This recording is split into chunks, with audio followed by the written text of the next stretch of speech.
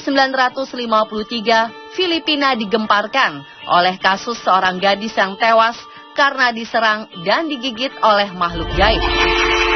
Tidak ada yang bisa melihat makhluk itu, hanya gadis itu sendiri. Apa sebenarnya yang terjadi? Siapakah makhluk tak kasat mata yang terus menyerangnya? Pemirsa, inilah misteri series Gigitan Misterius Tubuh Gadis Filipina, Clarita Villanueva.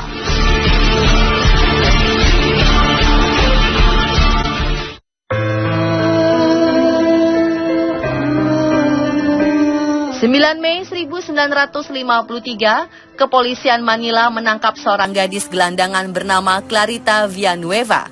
Ia ditahan karena diduga berhalusinasi di jalanan.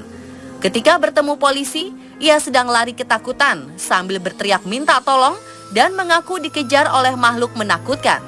Polisi yang menduga bahwa Clarita sedang dipengaruhi obat-obatan ini pun akhirnya menangkap dan menahannya di penjara. Ketika sampai di kantor polisi, petugas ingin membuka borgol yang melekat di tangan Clarita untuk mengambil sidik jarinya. Tetapi Clarita kembali meronta dan tetap mengaku bahwa makhluk yang menyerangnya tadi kini ada di ruangan petugas polisi. Yang terjadi selanjutnya adalah tubuh gadis ini terhempas ke lantai lalu pingsan. Ketika polisi ingin membantunya, sang gadis tiba-tiba ketakutan lagi.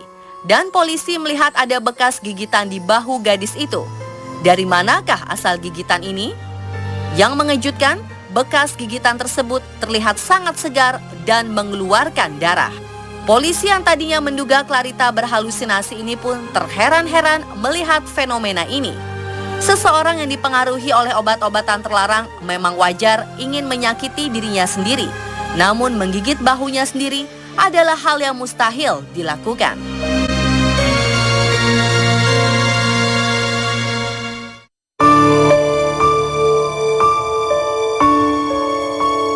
Kejadian ini membuat petugas ketakutan.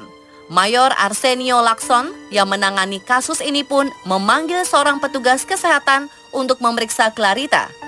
Mariano Lara yang ditugaskan untuk mengobservasi Clarita datang dan berusaha mendekati Clarita untuk mengetahui penyebab kejadian yang menimpa gadis malang itu.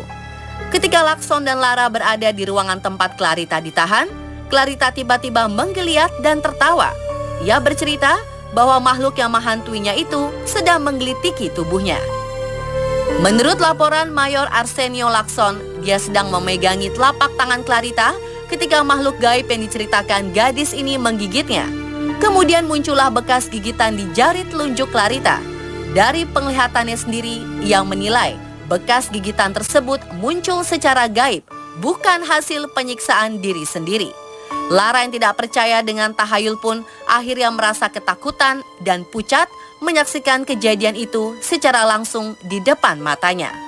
Foto Clarita yang sedang merintih dan dipegangi oleh petugas kepolisian dan ahli medis pun menyebar di surat kabar.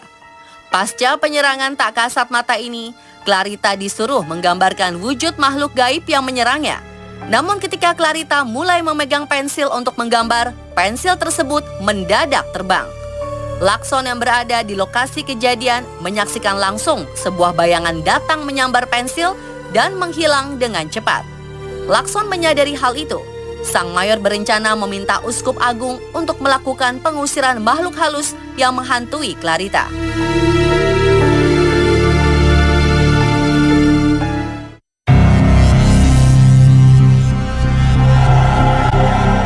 Tidak banyak laporan yang menggambarkan keadaan Clarita selama masa suramnya ini, hingga akhirnya ia tewas tersiksa.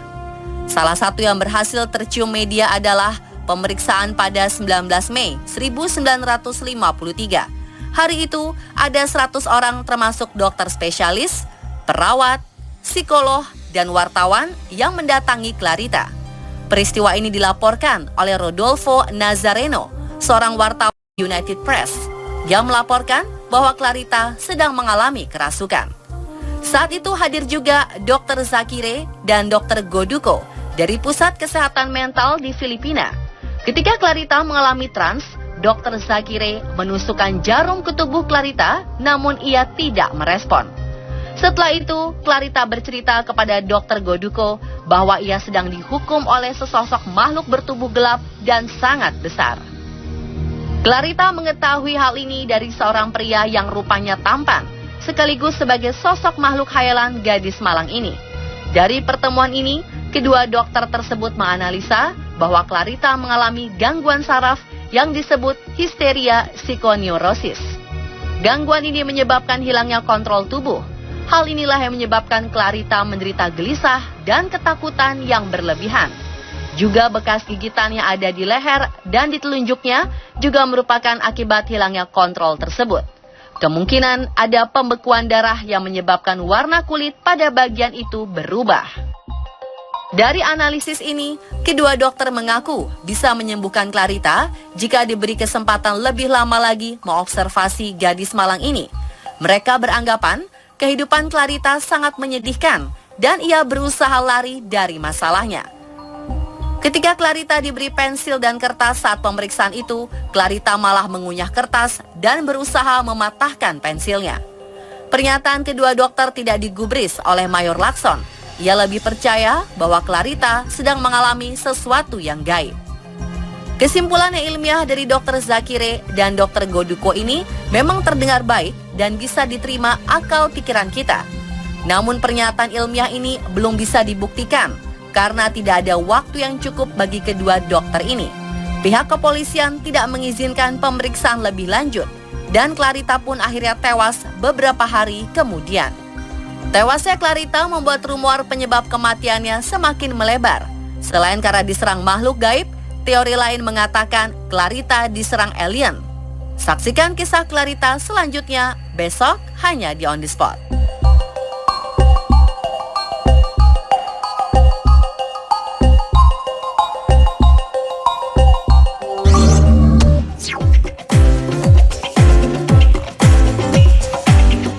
Ada perusahaan yang membebaskan karyawannya untuk memilih hari libur, kapan saja dan berapa lama. Ada pula yang memberikan cuti kepada karyawan yang patah hati. Penasaran peraturan-peraturan kantor apalagi yang akan membuat kamu iri? Tetap di On The Spot ya.